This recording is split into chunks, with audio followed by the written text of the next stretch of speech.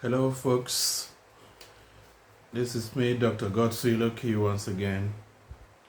Uh, I remember I promised that besides the discussion on the communication tools we are looking at, I will also examine issues that affect Nigeria. And today, I know it has been discussed all over the place by experts, opinion leaders, analysts, public analysts, and all. But I just want to add into the president's messaging. Remember, I promised yesterday that I was going to do that, but we ran out of time. And now let's just look at it briefly because it's essentially part of what you do. Remember, this is Communication Moments with Dr. Loki for your consulting, for your seminars, for your conferences, for your research. We are available to work with you. This is Communication Moment. So we shall be, and also remember, please listening, subscribe, put on your subscription knobs and on so that you will get my messaging whenever it comes in. And also share so that people will learn about how to communicate, because it comes in different ways and you can never say you know enough about communication. So we'll look briefly at the president's messaging concerning the end bad governance protests that rocked Nigeria in the past 10 days. It was a 10-day protest which the planners had actually notified governments and also planned out designated areas where they're going to carry out their protests, and also the objectives of the protests. Now I'll look at these things from the communication angle. With the period of time given, the most important thing would have been to address those issues.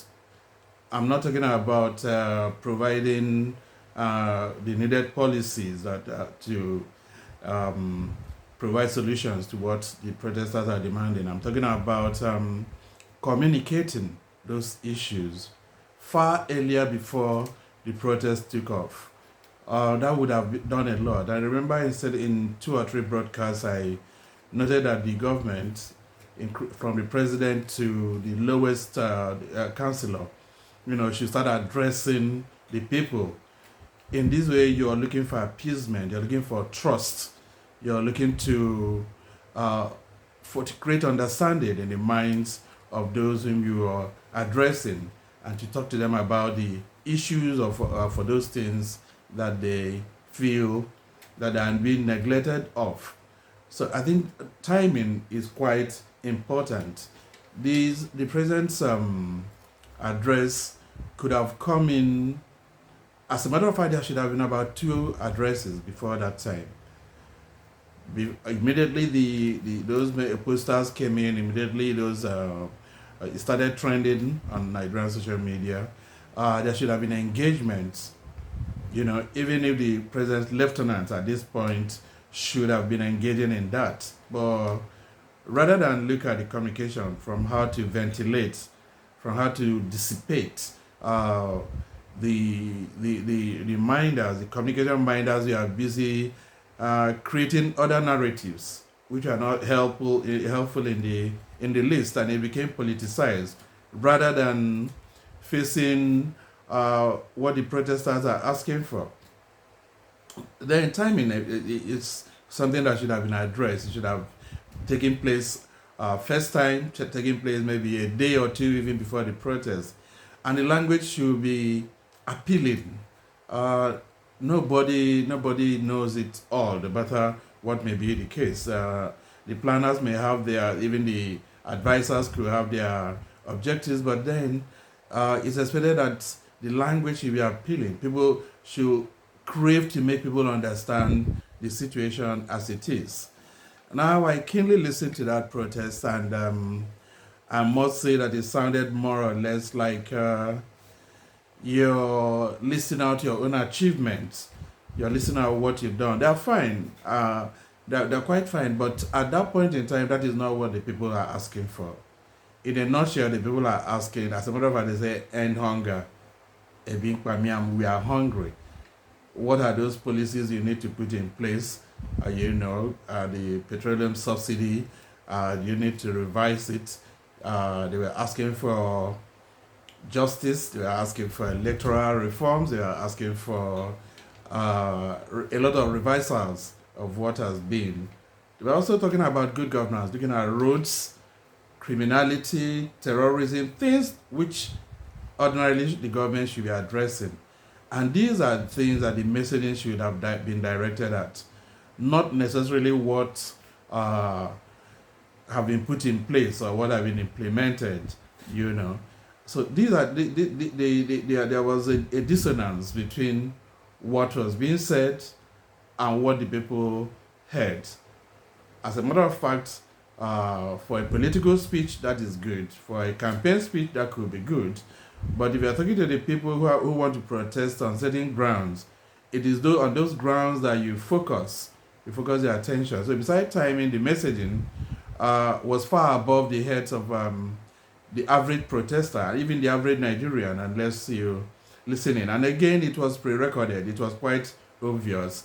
There are stories that the speech had been leaked, which show that the president's communication architecture is problematic, and takes us to the next point. Where are we? What is the communication architecture like? Who is that who is supposed to communicate, and what are you supposed to communicate? They're not supposed to come up with their own objectives or to communicate what they feel should be communicated, but shared communication in that case should be based on research. And it's quite obvious, the optics are quite clear about what Nigerians are suffering. High transportation, high cost of foodstuff, insecurity, and lack of provision of the basic needs of life, lack of light, besides talking about electoral reform and others, So I think these are what should have been focused upon. So the communication architecture is not properly defined. Who is speaking? Which special or senior special advisor is supposed to speak? That has to be defined. And if it's something that important, it should also be coming through the minister of information, as should be the case. So these are, and as a matter of fact, I think that particular whatever should have come through the minister of information, so that there won't be any dissonance, so that we will have a uniformity in messaging. With that, you can build trust. If there's a recognized person or organ who is identified as that particular person to engage the public, then that person should consistently be the person, because it creates a different picture in the minds of people. Now, having said that, the messages, like I said, should also have addressed the realities on the ground. If people are making sacrifices, fine, that should be addressed in the messaging. I recognize that you're making sacrifices, and I recognize that all these things are going on, but this is why this is happening. When people are spoken to that way, they may listen. But yet again, the optics, what they see, the expenditure of governance is quite mind-blowing compared to the sacrifices they are asked to engage in. So that creates a problem. Also, there should be saliency of the message. How truthful is the message? Well, how does it resonate with what the people want to hear? If there's no saliency of the messaging, then there's a problem. Nobody will want to listen to it. By the way, I believe the presidential address was it was sympathetic. The president was sympathetic in his address, and he spoke to the people. He wasn't arrogant, But if you look at the total picture, a lot of things had been left a little too late. So I will advise those managing the president's communications, because without communication, there's really no governance. Without people understanding, hearing you, interpreting effectively what you want them to hear, there's really no governance. I will then advise the minders to, there should be a uniformity of messaging, there should be the silence of the message, and there should be identified outlets or units through which this message is. There shouldn't be confusion, or you create some other pictures in the minds of the people. This is me once again, Godswill, Dr. Godswill, okay, Communication Moments. Listening, share, subscribe. I pray that our country will get it right in every aspect, so that everybody will hear what they want to hear, and government will do what they want to do. Thank you, and have a blessed day wherever you are.